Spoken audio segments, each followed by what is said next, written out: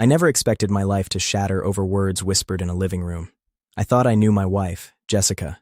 I thought I knew the boundaries, the trust, the private understanding that we shared after 10 years of marriage.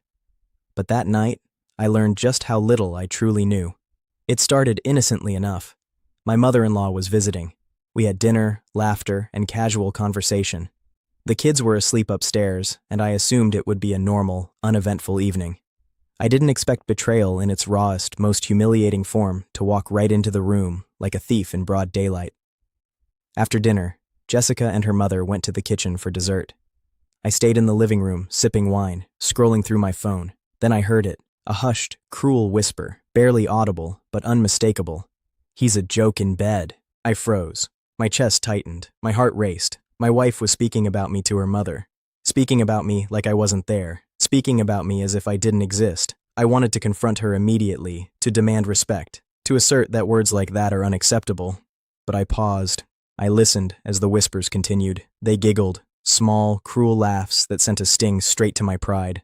I felt humiliation spread through me like fire. The betrayal wasn't just about infidelity or lies. It was about the complete disregard for my dignity.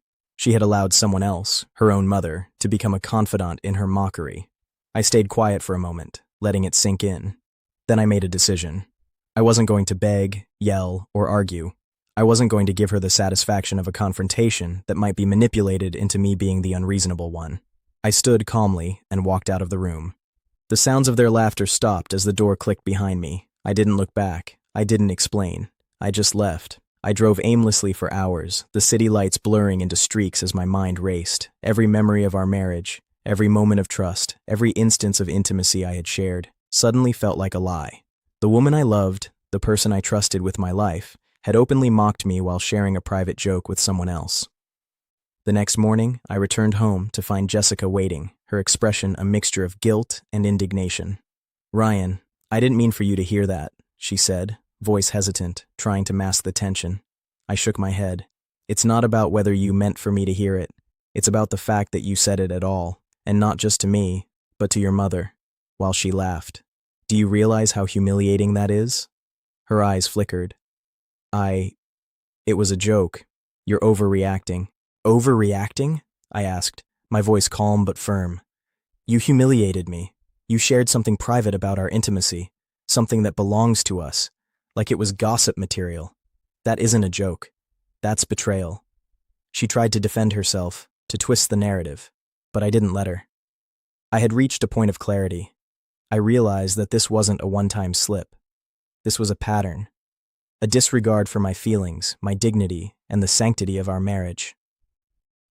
The following weeks were tense. She tried to apologize, to charm, to explain her way out of it. But every attempt only highlighted the lack of respect that had caused the incident in the first place. I had been silent for years, letting small slights and dismissive behavior slide. But this was different. This crossed a line. I made my choice. I wasn't going to participate in a marriage where my wife could mock me, share intimate details, and expect forgiveness as a default. I needed space. I needed time to process the betrayal and to rebuild the self-respect that had been eroded. And then, slowly, I realized something profound. Leaving that room that night wasn't just about walking away from humiliation. It was about reclaiming power over my own life. It was about refusing to let someone else define my worth. Weeks later, I received messages from her. "Ryan, can we talk? I was wrong. I'm sorry." I didn't respond immediately.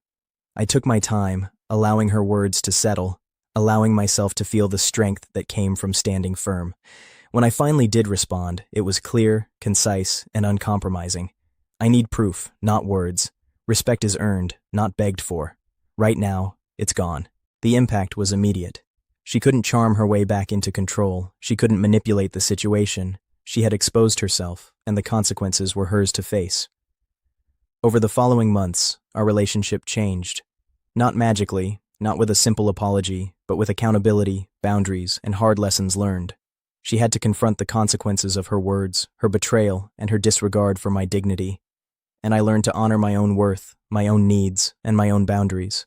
I never forgot that night, the whispers, the laughter, the sharp sting of betrayal, but I also never forgot the moment I chose myself over humiliation. I chose clarity over chaos. I chose dignity over mockery. Cheating, lies, and betrayal often leave scars. But sometimes the deepest betrayal isn't about physical infidelity. It's about words, trust, and the complete disregard for the person you claim to love. And when that happens, leaving, walking away, and reclaiming your power is not weakness. It's survival. Jessica's tears when she realized I wasn't returning, when she saw that her words had consequences. Priceless. Not because I wanted revenge, but because justice, in its simplest, most elegant form, had been served.